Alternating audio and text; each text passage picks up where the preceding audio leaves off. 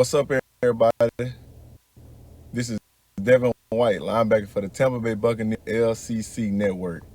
Go Bucks!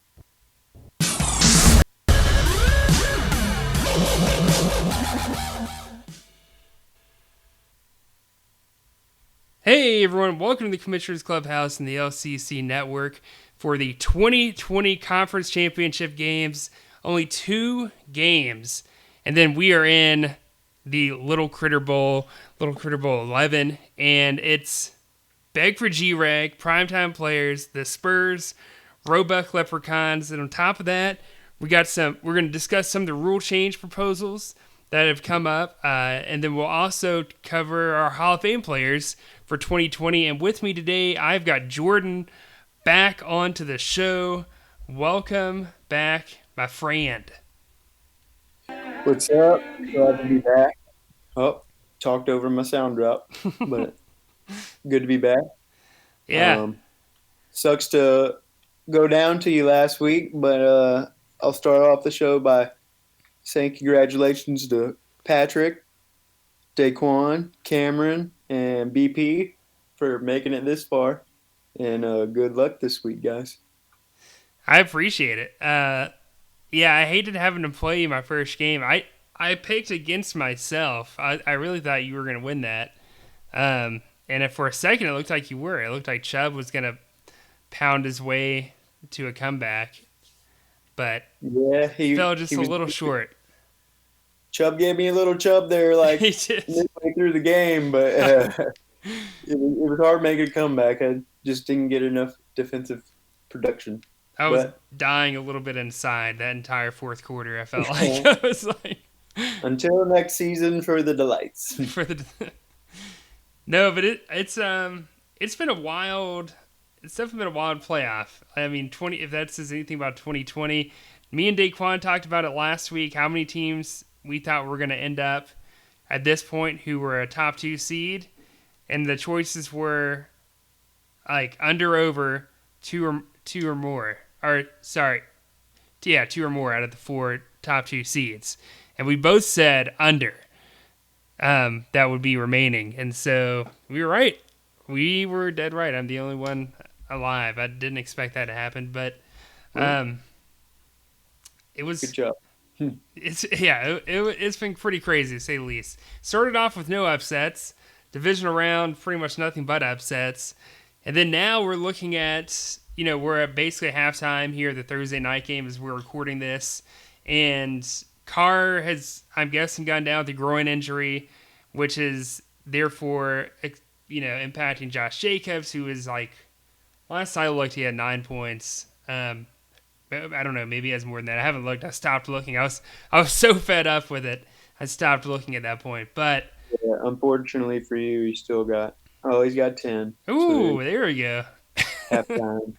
But poor Carr, yeah, he pulled a groin going towards the end zone, and he's right there at 5. So not a good look if you can't get back for the second half. Oh my God! Okay, it's happening. Everybody stay calm. What's the procedure? That's me right now. But no, I guess let's kick it off. Like, we'll hop back into the playoff stuff, and we're going to start off announcing who are 3 Hall of Fame players, and then we'll jump into some rule changes. Yeah.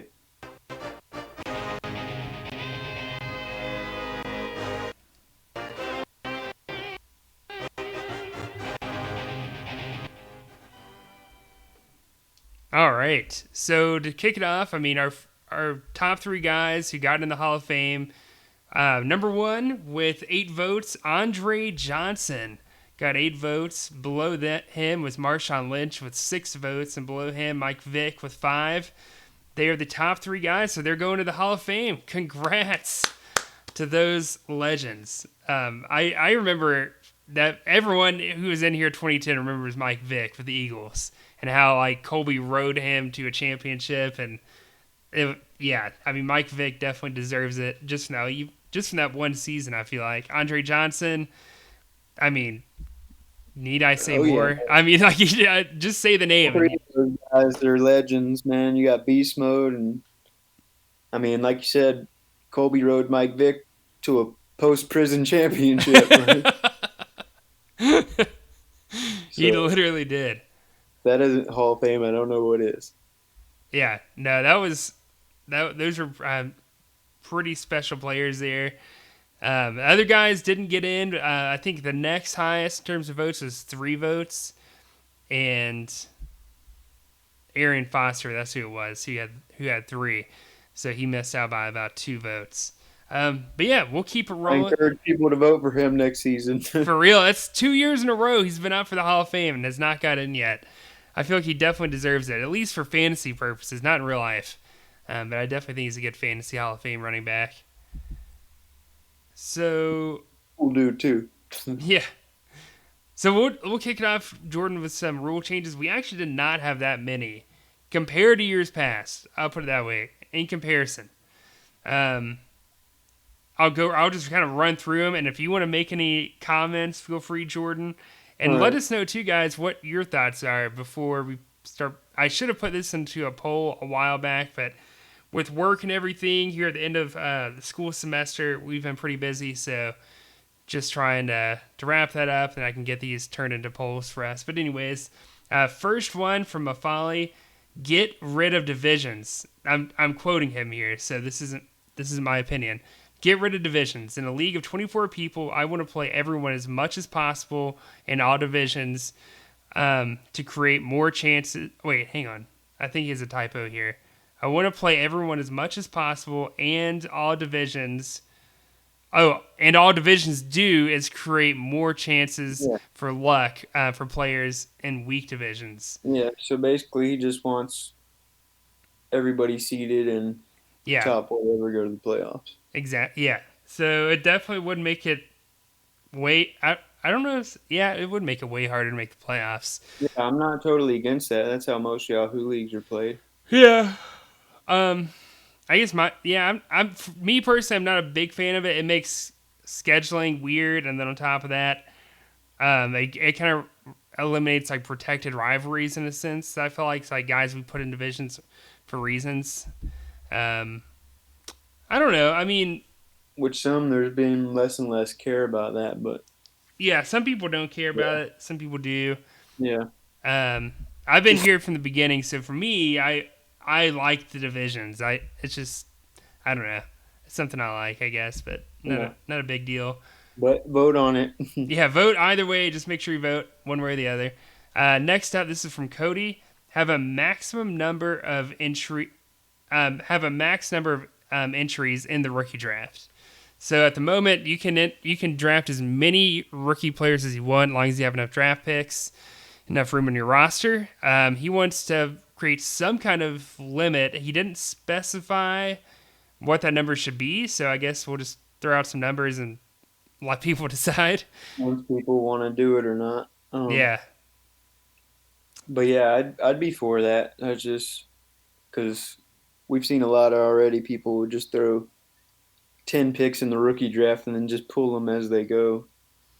My thing is it makes the rookie draft go so much longer by having allowing people to put in as many as they want, because what happens is like someone gets a guy they want and then they're like, okay, I'm not gonna get back on, and they don't tell anyone, so then we have to go through the entire time slot from when they're supposed to make their next pick, and it just drags it on. I would rather have a max number so that the rookie draft doesn't take as much time. Yeah, I agree, but to each their own. Next one. Next up, remove the ability for contracts to be reset after trades. This means that the team trading for a player would inherit however many years is left in that player's contract. So at this really wasn't a big deal for 2020 because we redrafted, but we saw this kind of becoming an issue up until we reset everything. Is that guys would never enter the draft pool because they would continuously get traded, contract gets reset, and no one ever has a shot at drafting him. And that was one of my proposals, was that. Yeah, I would probably support that too. And I think going through these will, if people listen to this, help them understand these a little more, because I know a couple people said like the long-winded paragraphs were kind of confusing, but So that makes more sense for people like resetting contract so people enter the overall player pool more often. Yeah. This next one is a little long winded, so I'll try. I probably won't read through the whole thing. I'll just kind of give you a gist of it. Create a developmental draft specifically restricted to teams who aren't in the playoffs. So basically, replace bowl games with a like bracket style tournament. So like kind of like a losers playoff bracket where they compete for a chance to have the first pick in the quote unquote developmental draft. And the developmental draft is when you only draft current college football players. So these guys, you get locked up on your roster if you want them going in to like before they even get to the NFL. So you would only be able to draft guys who are currently in college and not about to declare for the draft. And then the draft would be one round, again, for any college player that's eligible. And then teams pick a developmental player, but you don't inherit the risk of being stuck with them on the roster once they enter the NFL.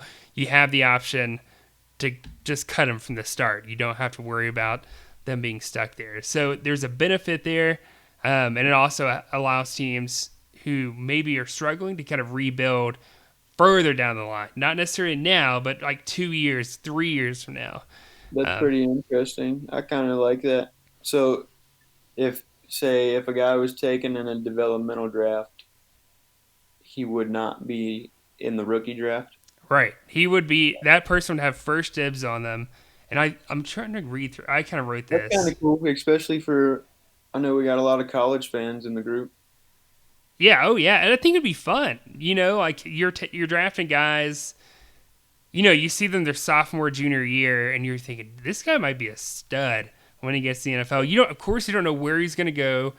Maybe he sustained some kind of crazy injury his senior year or last year in college.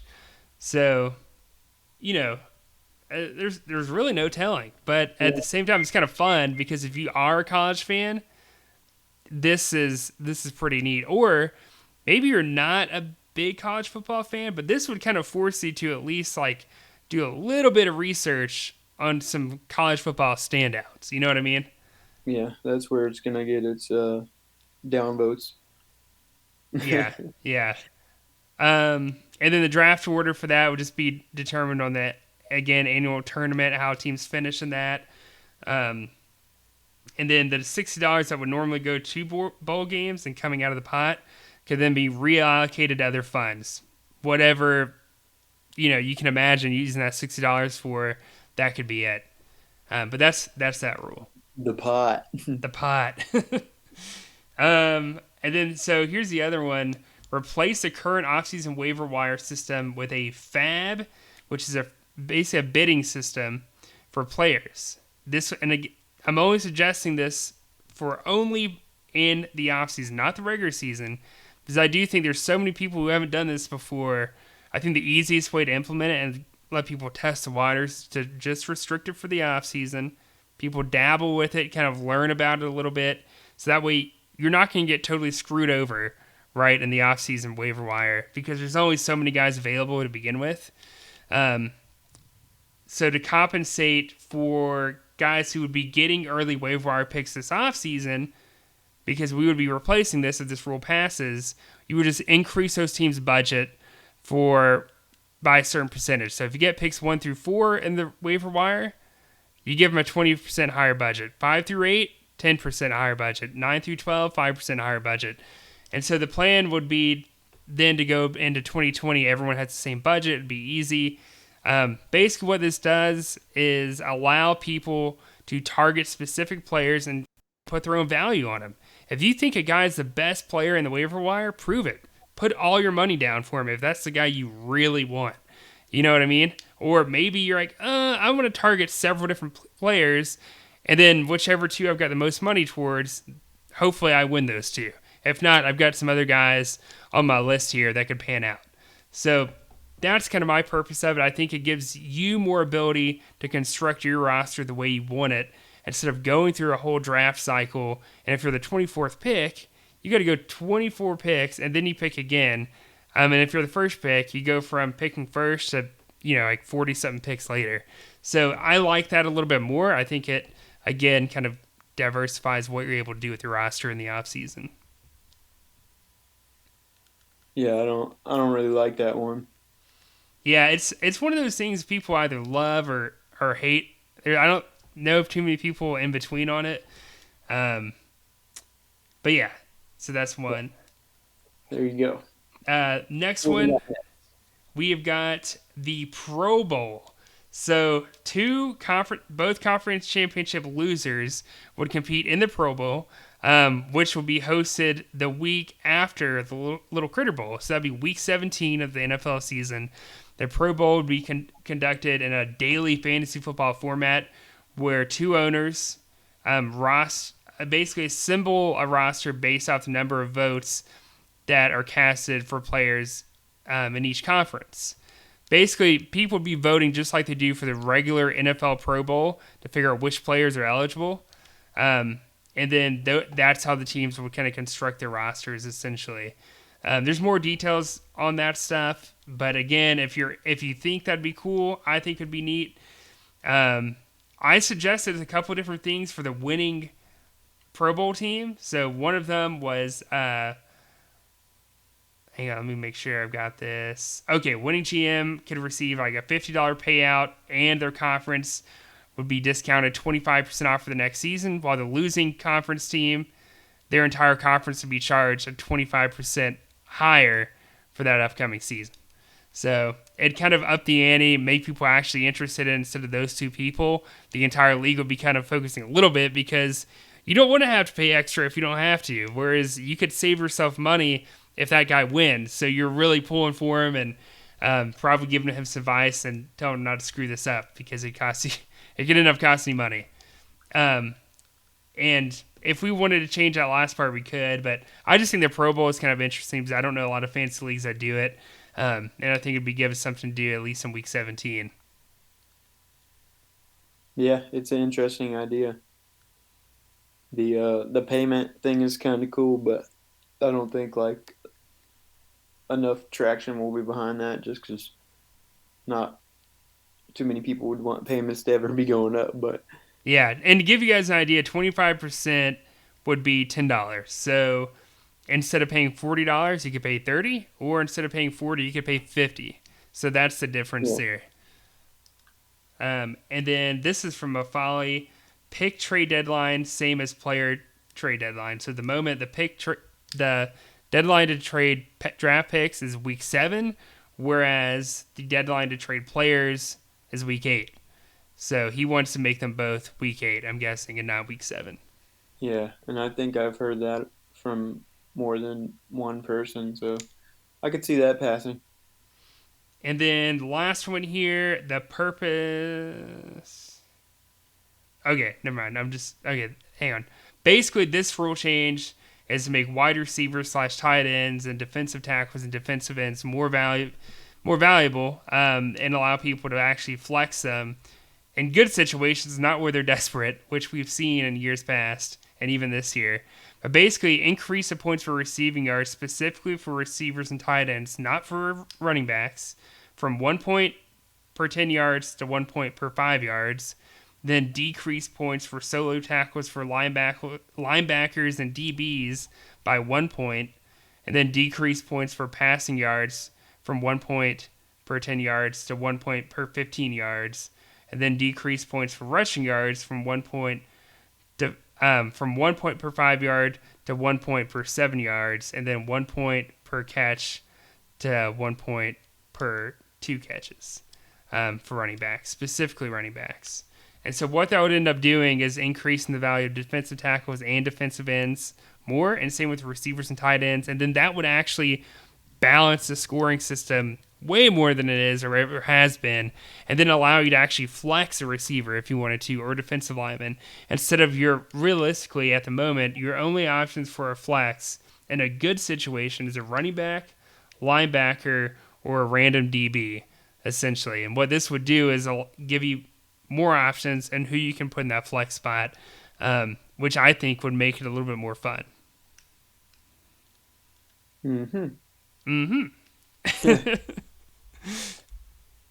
Yeah. We got any more of them? Nope, that is it. That is it. That is all the rule changes. All right. 19 minutes in. That was a lot to talk. That was a Yeah. lot to list. If anyone did listen to all that without skipping, thank you very much. Yeah, thank you very much. All right, you ready to kick off our conference championship matchups? Yep, conference championship predictions. Let's do it.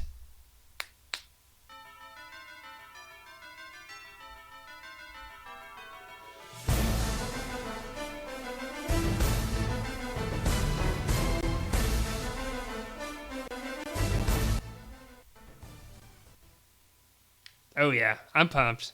I am pumped. got, got me freaking jacked up over here. All right, so the games are going on right now. By the time you guys are listening to us, the Thursday night games are probably coming to an end, or if not, already over. And by the time this uploads to YouTube, by the time you're able to click on this and actually watch and get to this point in the podcast, yeah, it's pretty much over for Thursday night. With that said, we at the moment don't know exactly how it's going to go, but we can tell you how we feel at least. And my assumption is Derek Carr probably won't be coming back. And if he does, it's not going to be pretty. Yeah, just for reference, there is 10 minutes and 50 seconds left in the third quarter as we speak, and they have ruled Derek Carr out of the game, and he has finished with 5 fantasy points. Oof. And then that basically tells you everything you know about what Josh Jacobs is going to do the rest of this game. Pretty much nothing, which sucks. It just blows. We also have a bowl game going on too for the Visa Card Bowl between Burrow's Body Count, who's 6-6, and Mr. 300, who's 6-6. I don't know, Jordan. I mean, I said it off the show. I feel like last week was full of close games. This week is going to be full of blowouts, in my opinion. I don't expect any of these 3 games to be close at all. Yeah, I could see that. You want to run through the matchups real quick? Sure. You want to start off with Conference A? Just because I have it pulled up, let's start off with the Nugent Bowl. The Nugent Bowl. All right. Overall series between us in 11 seasons, we're 4-4. So winner of this breaks the tie and gets to move on to the Critter Bowl. So it's a little bit sweeter for whoever wins. Last time Cameron won was week 7 of last season. He won 304 to 289. Last time I won was week 9 of 2013. I won 117 to 93. And we've actually played in the playoffs once before. Is week 14. Cameron won 148 to 135, which at that point in our league history, that was actually the semifinals, week 14. So here we are, doing it again, doing the tango, as they say. I don't know if anyone says that, but I said it. So we're doing it. No, I don't know. I mean, I didn't feel good about this game heading into it, honestly. I felt more than likely I was going to lose. And I texted you before our game was officially over, or maybe as it was ending. I was like, I don't think it mattered who was going to win between us because I think I remember that. Cameron's going to end up going to Little Critter Bowl, regardless of who he played. And I said that last weekend. So here we are, Thursday. I still feel the same way. Obviously, Josh Jacobs is tanking for Tua, if Tua was a thing in 2021 for me, and if my team was actually bad. It's not. So I'm not even going to get a good pick. And I'm projected 201. He's projected 219. I feel like 219 is probably pretty good projection for him. 201 is a little too high for me. Yeah, I don't see that happening. Yeah, I'd say you're definitely up against it, but do you want to? Are we going to go through individual matchups or? Yeah, we can. So Deshaun Watson, Colts playing the Colts. Aaron Rodgers playing the Panthers Saturday night in Green Bay. Josh Jacobs is obviously playing right now against the Chargers. And I think in the quarterback matchup, I think that heavily favors Rodgers. Yeah, I think Rodgers should have a good game in that. Derrick Henry playing against the Lions, that is easily going to be another 70-plus point game for Derrick Henry. He's going to shred them to pieces. Yeah, Derrick Henry should have a great day. And just midway through the third quarter, Josh Jacobs has 12 points. So Oh yeah, he probably needed a big day to help you pace Derrick Henry. And so far, he's not getting it. So I'd lean heavy Derrick Henry in that matchup. yeah.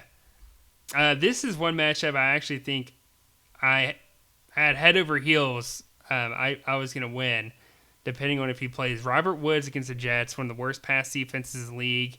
He's got Deontay Johnson playing against the Bengals Monday night. I feel like Robert Woods could easily have like a 30-point game against the Jets, but again, he is questionable. He was upgraded today, though. Apparently, that was 4 hours ago. I didn't even see that till now.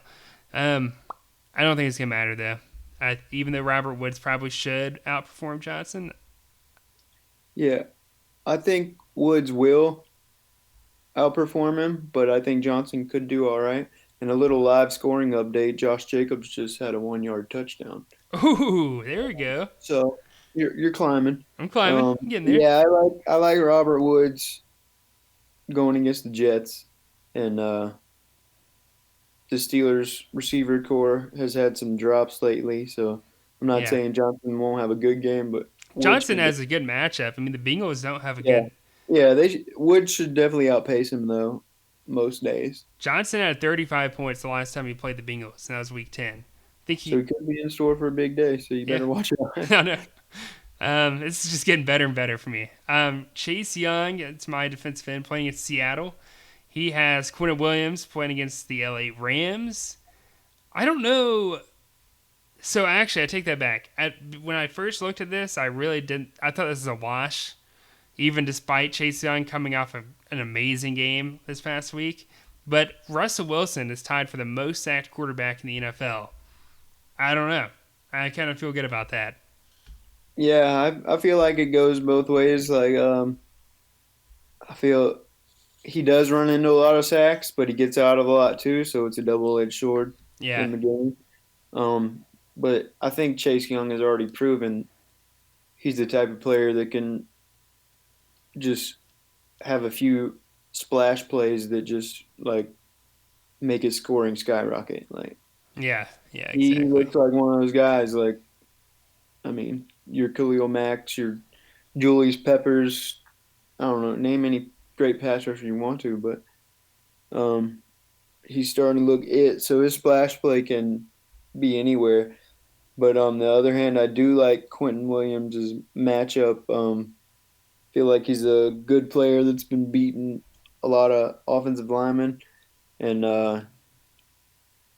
I think he could get a sack. You know, Oh yeah, Quinn Williams has been a great he's story in the been really NFL. good. Like quietly, just he's a jet. You know, like Yeah, you he know what's pays crazy? attention to jets. Can you guess how many teams he's played for in the LCC this season?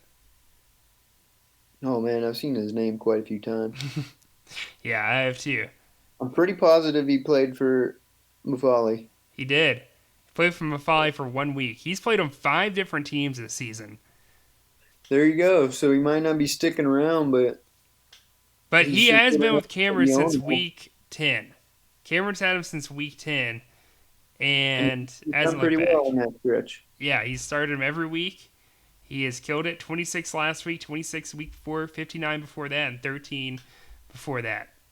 Um, Quinton Williams might be a guy people are looking at next season in draft. I can't imagine Cameron actually keeping him, but Yeah, he might be a name people look at for a good defensive lineman. yeah, Next up, we have got Joe Schobert, one of my favorite linebackers, playing against the Ravens. And I know he's my linebacker, but I always just screw up his name. I think it's Foyesad Alakun. yeah. I don't We'll know. roll with that. We'll run with that. Anyways, my guy from Atlanta is playing against Tampa Bay. So Joe Schobert playing against Ravens. So Jacksonville playing against Ravens. Atlanta playing against Tampa Bay. I don't know. Me personally, I'm not a big fan of either matchup, just because the way Baltimore gets their rushing guards is with Lamar Jackson, And Lamar Jackson isn't a guy who gets tackled a lot. He's either going to slide, he's going to run out of bounds. But that means Joe Schobert isn't going to get a lot of those tackles he normally would, or teams are running up the Yeah. middle. They might get a lot of their yards through Lamar, but they still give carries. Yeah. I'm pretty sure they gave close to 30 carries last week. So even if they're not productive, someone's got to be getting those tackles. Yeah. So I like Schobert's matchup slightly more just because it is all run. But like you said, if it's Jackson, he can make you miss. Yeah. But I feel like he'll be in line for a few more opportunities throughout the game. And then next matchup here, we have got, I don't know if I'm starting this guy in my flex position, but I've got AJ Terrell, cornerback for Atlanta, playing against Tampa Bay. I just felt like he is just going to be thrown at so many times. He's going to be forced to make tackles. And then our other pick, if those don't know, he is a rookie, and I'm the first person to roster him all year. Cameron has got in his flex position Malcolm Butler, who has been killing it lately, going against the Detroit Lions. Has a top 10 pass defense or passing team. So Malcolm Butler should, by default, be out there staying busy all game. Yeah. Yeah, Butler's proven, he's been doing it. He always puts up numbers like it's pretty amazing. But yeah, AJ's a risk. I like your theory though. Like he's going to be out there, probably targeted. I mean, just knowing him, he's a Clemson Tiger, but so he's a good tackler. And I imagine Brady's going to try to go after a rookie a lot. You never know if he can't snag a pick, but Yeah. I mean, it'll be interesting to see which way you roll on that. Yeah, my theory was he had 80 last week against the Chargers. Joe Burrow threw the ball a ton in that game. Before that, he played the Saints. He had 58. Before that, he played the Raiders, 21. And then before that, he played the Saints again, 40. So my thought is he's playing against these top-notch receivers, and they're throwing at him a ton. He had 13 tackles last week with a forced fumble and a pass deflection. So I just felt like, that's pretty good. 13 tackles from a quarterback. I feel like Tampa Bay's probably going to keep throwing it that way. Yeah, he's a good player. And then last, we got Justin Simmons, who was playing against the Buffalo Bills, and then Harrison Smith playing against Chicago Bears. I feel like Harrison Smith could get a pick in that game just because of the things going on in Chicago. But he could also not see a lot of action because their offense is just so vanilla. That could hurt. And then Justin Simmons playing against Buffalo, I feel like he could have a pretty good game. I mean, they've got a top-notch offense there in Buffalo. Justin Simmons is probably going to stay pretty busy. Yeah, I feel like both of them are going to be down in the box in this game. Definitely. Simmons, because that's how he just is. In He's Chicago, basically a linebacker. I mean, he's literally almost like a linebacker. Basically. And Harrison Smith, he's going to be in the box just as a product of Chicago's offense. Yeah. So they should both have plenty of opportunities this week. Ultimately, again, my pick, I already said it. I'm definitely going Cameron here. It would have to, an act of God would have to happen for me to win this game. I'm hoping he intervenes. I'm not gonna lie. I would gladly accept that Christmas miracle. I wouldn't say it would be an act of God, but I will pick Cameron. I think Aaron Rodgers is really going to get into Carolina. Derrick Henry will probably really get into the Lions. Yeah. And it'll probably be tough for you to come back off of that. I basically need everyone on my team to be perfect and have a couple of his guys kind of shit the bed for me to have a shot. I mean, it happens a lot. A lot of his guys have put up huge numbers the last few weeks, so they're bound to. I'm not bound to, but there's a percentage-wise a chance that they don't. Yeah, that they regress a little bit. Yeah. We will see, though. Our last playoff game, we have got, and we already talked about it a little bit, but we got Beg for G-Reg, who's got Derek Carr with the groin injury, and primetime players, he doesn't have anyone playing at the moment, which I'm sure he's glad because Thursday night games suck, as we all know. But he's got Big Ben. Big Ben should outproduce 5 or 6 points. Yeah, barring an injury, Big Ben is going to Yeah, outperform him by 20 or so points. easily. Yeah. Maybe even more than that, honestly. Yeah, I was just trying to be generous. But So I think we can easily give Big Ben the advantage there. We got Dalvin Cook, though, going against the Bears for Beg for G-Reg. And James Harrison, I think he was questionable earlier in the week, but he's going to be playing against Baltimore. Yeah, I'm going to go slight edge Dalvin Cook. Yeah, I'm going to give the edge. I think, I know he's mostly been limited, so more likely James Robinson should play. But I do wonder, are they going to restrict his carries a little bit? Yeah. Because Dalvin Cook, I love James Robinson. He's been a great rookie and stuff. It's name-wise, it's still Dalvin Cook. Exactly, yeah. I mean, he's got 526 points this season, and there's still 3 more weeks to play. So, yeah, Dalvin Cook should win that battle. I don't know about how much, but he'll definitely outperform him. I'll take the same approach on the receiver matchup, but I love Terry in Washington, but it's still DeAndre Hopkins. Exactly. It is still DeAndre Hopkins. So I'm going to lean Daquan on that matchup. It is. I feel like if there's a trap game for these receivers, is this one. Hopkins is playing against a top 10 pass defense in Philadelphia, and I don't think Arizona needs to score that much to win that game. And then Terry McLaurin the Redskins are going to have to put up points to keep up with Seattle, and Seattle has the worst pass defense in the league at the moment. So Terry a lot of that was game. early on, though. Seattle's gotten much healthier in the secondary. Yeah. And I think if Alex Smith doesn't play, that's going to hurt his, not a lot because he's been proved, just like Hopkins has done throughout his career, Terry's proven early on that he can produce with any turd sandwich at quarterback. Literally. So it will be a good matchup, but I'll go DeAndre Hopkins. Yeah. And the crazy thing about Terry, he only has 4 receptions in the past 2 games.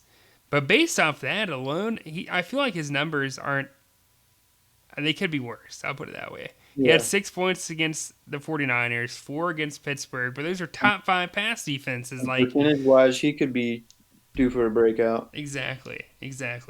But anyways, I'm kind of like you. Like, how do you not pick Hopkins? Yeah. I'm going to have to go Hopkins. But I wouldn't be surprised if Terry outperforms him. I would not be. Brian Burns for Bedford G-Reg playing against the Pack in, I almost said Pittsburgh, in Green Bay. And then TJ Watt for primetime players going to Cincinnati. Normally, no, I think I've got to go TJ, I feel like. I want to pick Brian Burns, but... Both fantastic players. Everybody that's listened to our podcast knows I love Brian Burns. Yeah. He's great. But matchup-wise, he's trying to get one of the smartest quarterbacks in the game in Rodgers, and TJ Watt's going against a terrible offensive line with a backup quarterback. And it's TJ Watt. Yeah. TJ Watt is just a freak of nature. Yeah. I mean, I'll put it this way. TJ Watt leads the league in sacks. I was about to say, TJ Watt has 12 sacks. Brian Burns has 6 sacks. On top of that, there you go. Not even that, but he has 36 tackles. TJ Watt has 36 tackles. He's an animal. He's a freak. Brian Burns is 29, so not a huge difference in tackles. But the sacks is where the money is for TJ. He is a sack machine. Brian Burns will be an animal. Well, and that's what I was about to say too, Jordan, is that you and I have talked about it earlier in the year. Brian Burns, I don't know, I'd have to go look it up, but I swear to you, he's got to be like top 5 in the NFL for QB pressures this season. So I swear to you, like every drive, man, he is like inches away from like a strip sack or something crazy. It's nuts. We can get a little bit more coverage in the future. I feel like his numbers can explode. Oh, he's easily a 10-plus sack guy a season if we can get a better linebacker core in secondary. I agree. Next up, so I guess we're both going TJ there, right? Yeah. Devin White for Beg for G-Reg playing against Atlanta. Jeremy Chin playing against Green Bay. I think it's interesting just because, I mean, Atlanta's just, they like to throw the ball. They still love to throw the football. Green Bay lately has been definitely doing it through the air as well. So I feel like this is almost a wash for Jeremy Chin and Devin White. Yeah, as great as Devin White is, and I hate to compare him to a rookie, but in this particular matchup, I'm going to call it a split. Yeah, it is, in my opinion. I mean, to put this in perspective, Atlanta's a 25th rush offense in the league. He just played against Minnesota and only got 32 points. He's the number 6 rushing offense in the league. So I just feel like it's not a good matchup there, and it's really not a good matchup for Jeremy. Jeremy's going to have to, I feel like, get a turnover to put up those kind of numbers that he did the past 2 weeks for Carolina. Yeah. So we'll just call it even there. Next up, I guess, in the flex, if you want to call it that, for these guys, Chuck Clark going against Jacksonville. And then Kevin Byard going against Detroit. I like both of those matchups as well. Yeah, I definitely like Kevin Byard's matchup. He's not going to get a turnover in this one, but I feel like he's definitely going to get a lot of tackles. Yeah, they're going to be pounding the rock. And you never know with the turnover. I mean, yeah. And really, Chuck Clark could get a pick, I feel like, against Jacksonville. I mean, they're so banged up right now and so up and down. I feel like Chuck Clark could easily get a turnover. Minshew's starting. I know he likes to sling it. Yeah. Oh, Minshew is starting. Okay. Yeah, he'll force something.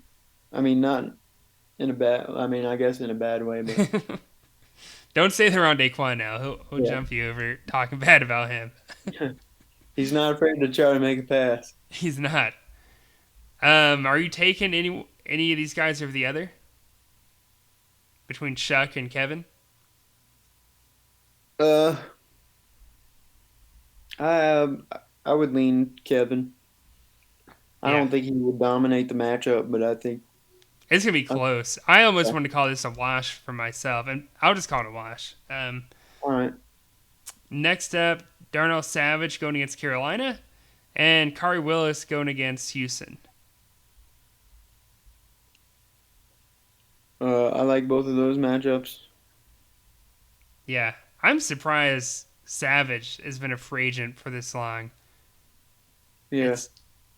I mean, I don't know. I mean, that dude he's put up good numbers for like the past month and a half. Literally. I mean, really good numbers. I don't know. Honestly, Savage or Kari Willis? Kari Willis has a good matchup against Houston. Good matchup there. You know what? I'm going to go Kari Willis.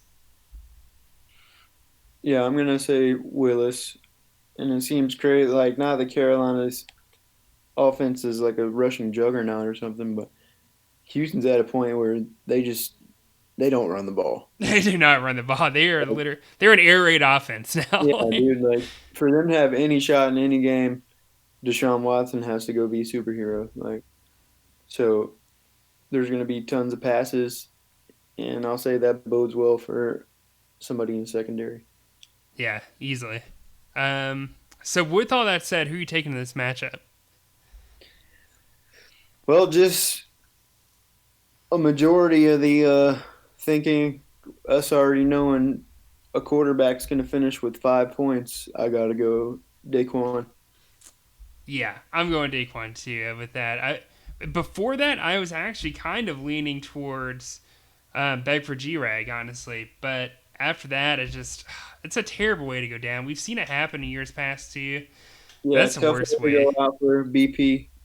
We feel for you. And it's not over. You never know. Not to jinx anybody, but Ben Roethlisberger hasn't been the picture of health in his last couple seasons. That's true. So who knows? But it's not looking good. And it's going to take – it might take more of an act of God on his part, like you said. Yeah. Yeah, so I'm going to go Daquan. If you want to crown them, then crown her. That is how we feel. That is how we If feel. I think both of us picked Cameron. Yeah, we did. So both of us picked Cameron, both of us picked Daquan, and that would give us a Critter Bowl rematch. That would. You know when the last time we had a Little Critter Bowl rematch was? Give us the facts. Give you the facts. All right. Last time this happened was 2013 when Jade, who's those who are new to the league, it was our only other Hall of Fame coach in league history up until Cameron got it this past offseason. But his team name was Terrible Towels, played against Eastside Brawlers. John Nugent, my dad, for those that don't know. Anyways, they played each other in 2012, and Terrible Towels won. Well, fast forward to 2013, Eastside Brawlers gets in and beats him by 6 points. I think it came down to like a Monday night game or Sunday night game, and that's how we won the Little Critter Bowl. But we have not seen a Little Critter Bowl rematch since 2013. It's been a long time, but I think the odds are we're kind of looking that way again. Yeah, and I think both of them would welcome that. I know Daquan really wants redemption out losing last year to Cameron, and at the same time, I think Cameron wants to go and beat Daquan again because there's still people in the group chat that'll mention like he won last year because of a roster blunder from Daquan. Oh yeah, Like not waking up in time to set his lineup. But so you can't tell me Cameron wouldn't want to face him again and put the smackdown on him again. oh yeah. And Daquan, if anything, he doesn't want to lose it because he doesn't want to have to keep hearing Cameron, talk trash. Yeah, and for another Daquan, year. no matter, I mean, whether he got his lineup in or not, he took the L. Like he's got to live with that. I know he wants redemption, Yeah, and Cameron wants to prove it was no fluke. exactly. Real quick, we won't go into detail with our bowl game, but the Visa Card Bowl again, Burrow's body count finished 6-6. Was literally just a little bit of help away from getting in, and Mr. 300 was a win away from getting the playoffs, but he lost in Week 12. Who are you taking in the Visa Card Bowl? Let's see. We got a little insider knowledge. Burrow has started Nelson Aguilar and Darren Waller. Waller's having a nice game of 24, but Aguilar's got 6 and probably won't have too many targets without Carr in the game. Yeah, So, I mean, Colby might take it. I'll go Colby. yeah. Just knowing the results of those two players through 3 quarters. Yeah. I don't know. It's kind of tough for me, actually. So I feel like a lot of their players cross each other off. But you know what? But I'm going to go Mr. 300. That's still plenty of time for Darren Waller to go off, too, though. Yeah, it is. To make He's up got a for whole Nelson. fourth quarter, and they're down a touchdown, so. Yeah. I'm going to give the edge to Mr. 300 in this to get the Visa Card Bowl victory. Although I'll text him and make sure he knows, but I would assume he's going to have to replace Taysom Hill. Yeah. Yeah. I don't know what quarterbacks are out there, but. I don't even know. I couldn't even tell you, honestly. But yeah, that's all we got, guys. That is the playoff picture. That's the playoff picture for 2020, or at least the conference championship. It's been a fun ride up until this point. But we'll catch you guys in Little Critter Bowl 11 going into the week of Christmas and the week before New Year's. It'll be fun for at least 2 people. It'll be fun. But Jordan, anything you want to say before we hop off? No, I'm good. I'll give you a early happy holidays. Yeah, happy holidays, everyone. If we don't catch you guys before all that happens, but we'll see y'all later. All right, happy Hanukkah to anybody who celebrates. I don't know if we have anyone that celebrates Hanukkah in our league. Well, I'll celebrate it. I'll celebrate it then. Yeah. All right, guys. Grado.